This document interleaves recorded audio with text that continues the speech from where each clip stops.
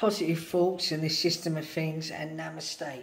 Right, I wanted to talk in this podcast about how to overcome childhood emotional neglect, should I say. So I wanted to talk about that and how basically to recover from it.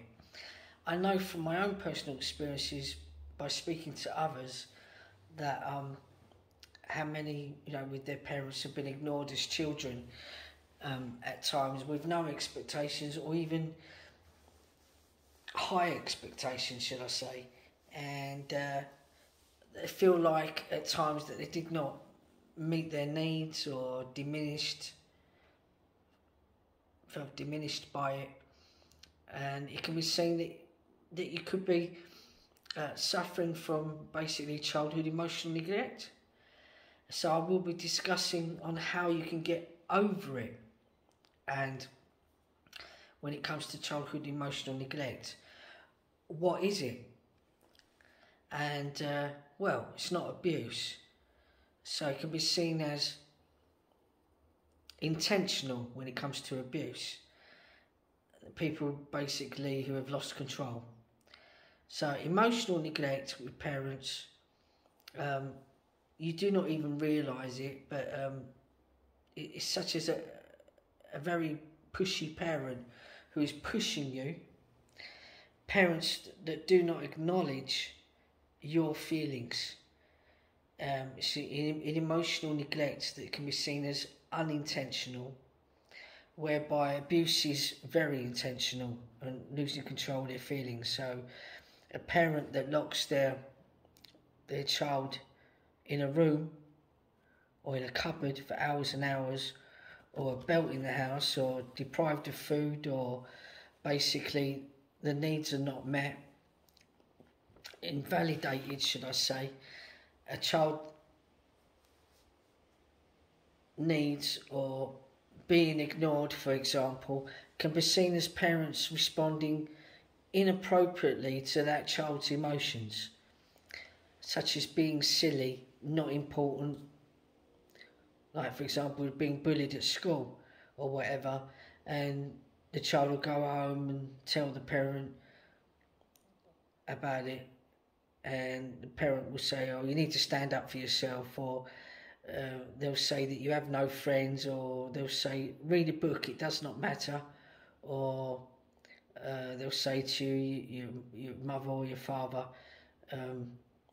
is kind of like mean to you, and say, or they just say, oh, well, dad's just having a difficult time. So the issue is this, is that children have needs, basically.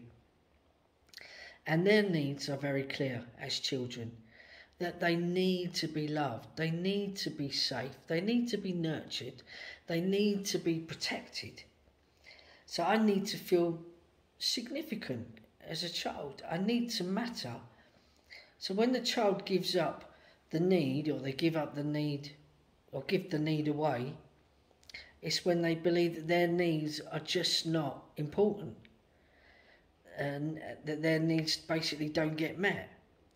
So you sort of accept it very early on that you're not important, you're not enough, or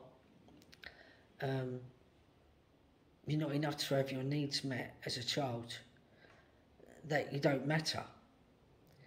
And by buying into that lie, I don't matter, my needs come last, my needs are not important, you begin all kinds of other issues. The signs in children regarding emotional neglect can be seen as anger, maybe even resentment, aggressiveness, incredibly withdrawn. And situations like this, it can be seen as sad. They may not want to participate in games or in play. It can be seen as very, very clingy, really act out, for example. Children may do that, or maybe feeling anxious, things like insomnia, not sleeping properly, nail biting. I know from experience as a child, my sister used to bite her toenails. It could be bedwetting or even basically skin picking even. It may get to that point where the child will do that, pulling out their hair, pulling out their eyelashes, and so on. But we'll carry on with this in part 2 of this podcast regarding how to overcome childhood emotional neglect. So positive thoughts in this system of things, and namaste, and basically, see you in part 2 of the podcast. Bye for now.